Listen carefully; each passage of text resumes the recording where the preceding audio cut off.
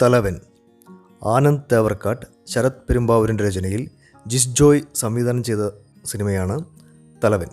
Biju Menon, Asif Ali, Miya George, Dileesh Pothan, Anusree തുടങ്ങിയവരാണ് പ്രധാന അഭിനേതാക്കൾ.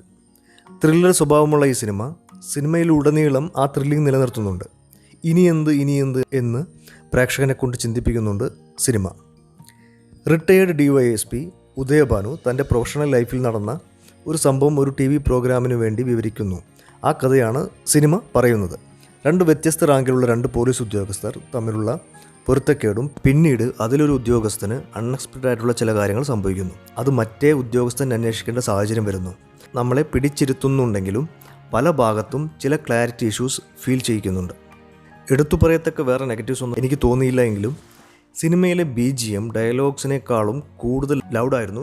ചില ടൈമിൽ കുറച്ച് ഓവറുമായിരുന്നു എന്നാണ് എനിക്ക് പേഴ്സണലി ഫീൽ ചെയ്തത്. ബിജു മേനോനും ആസിഫ് അലിയും ഗംഭീര പ്രകടനം തന്നെയാണ് കാഴ്ചവെച്ചിരിക്കുന്നത്. രണ്ടുപേരും അവരുടെ റോൾ മനോഹരമാക്കിയിട്ടുണ്ട്. മറ്റു ക്യാരക്ടേഴ്സും അവരവരുടെ റോൾസ് നന്നായി ചെയ്തിട്ടുണ്ട്. ഓവറോൾ കണ്ടിരിക്കാവുന്ന നല്ലൊരു ത്രില്ലർ സിനിമയാണ് തലവൻ.